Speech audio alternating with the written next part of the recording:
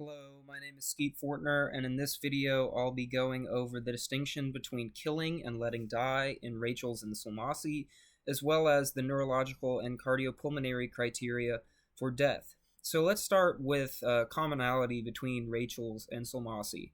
They both believe that a doctor is causally implicated in the death of a patient, whether that be allowing to die or whether that be killing. So the distinction that Rachel's first talks about is active versus passive euthanasia. In active euthanasia, it is seen that you are intentionally killing a patient, such as in the case of drug injecting, versus allowing to die is forestalling or withdrawing ameliorative care or treatment, according to Sulmasy. So there's a difference there that Rachel's basically argues, however, that this difference is not essential, or there is not a moral distinction between killing and allowing to die. I'll go over one of those cases. So let's say there's this case that Rachel's mentioned of Smith and Jones. They are two men who seek to benefit financial inheritance from the death of one of their young family members, a young child. In both cases, this child cannot swim. In the first instance, Smith intentionally drowns the child, actively killing him.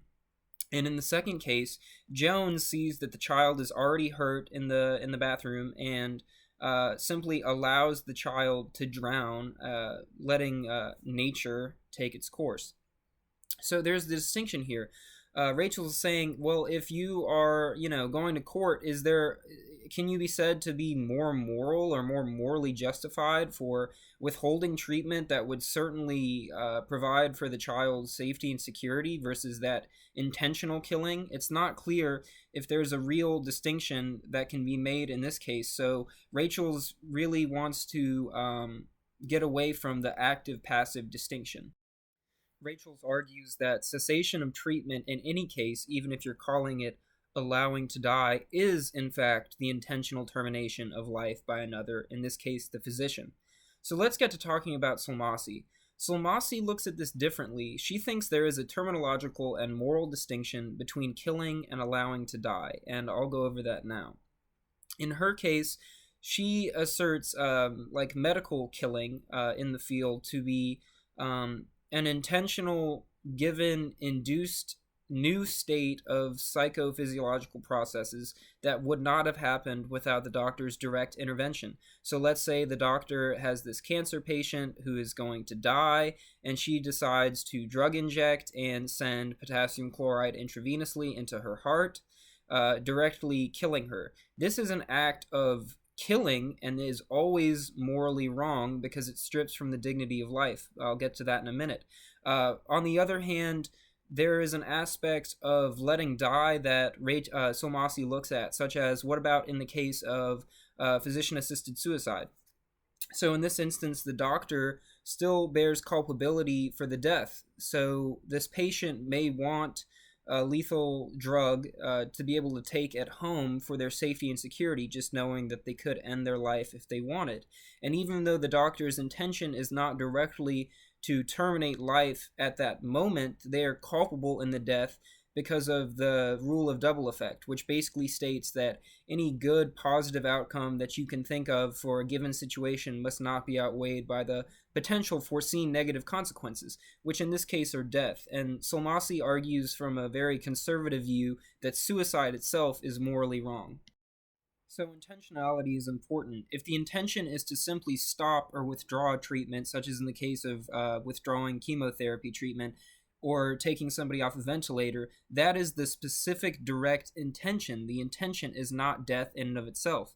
Now I'll talk about some of the reasons that death is considered to be morally wrong by Sulmasy. First, social relationships. Humans are social animals, and to take us out of our social context and away from people in our society is depriving members of society from our life.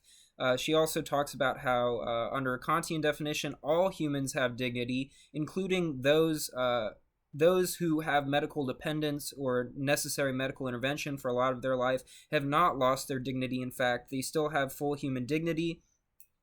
And furthermore, there's a subjective standard question. So if somebody by themselves determines the value of a human life, then who is to say if we can really make any normative moral claims on this topic? It seems that we have to have some objective standard by which to measure the moral distinction between killing and letting die, and slide into subjectivism completely destroys this effort.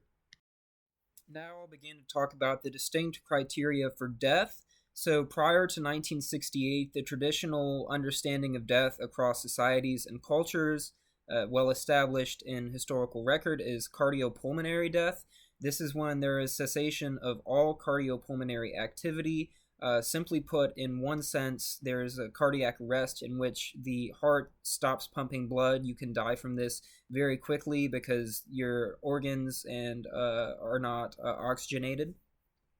So there is another component to death established by Harvard, I believe Harvard physicians in 1968, which is the neurological criteria for death.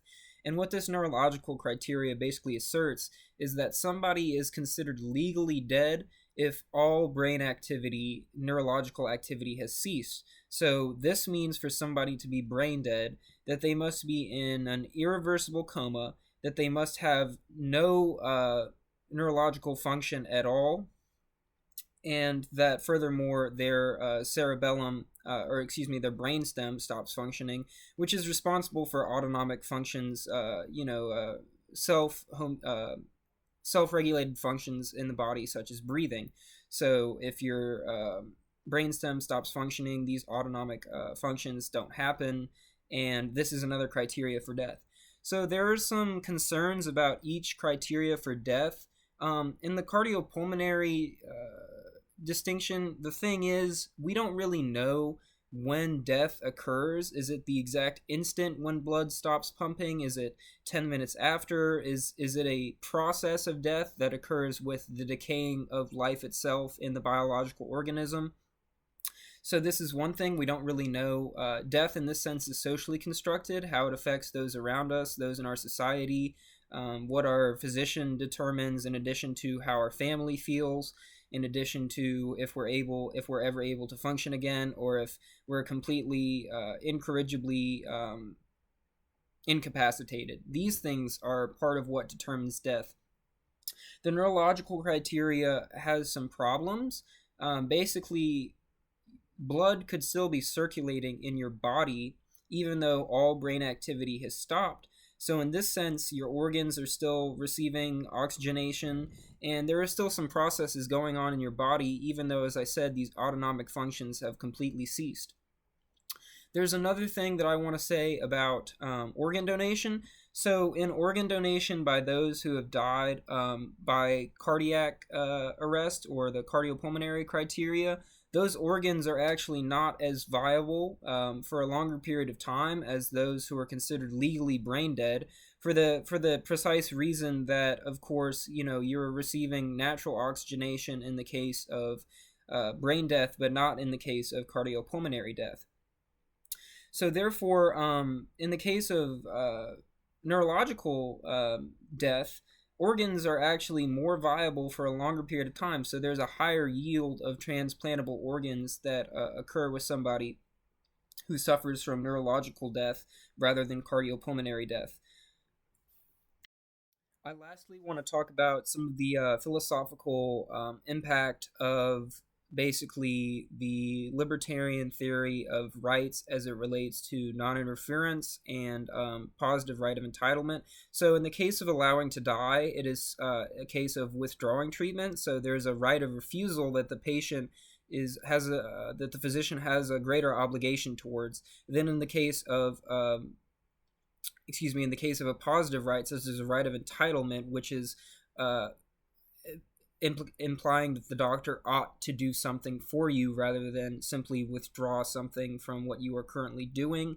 And this is just an ethical and philosophical distinction that has been pointed out by those such as John Stuart Mill and others. So I really appreciate taking the time to listen to this talk, and I hope I covered everything.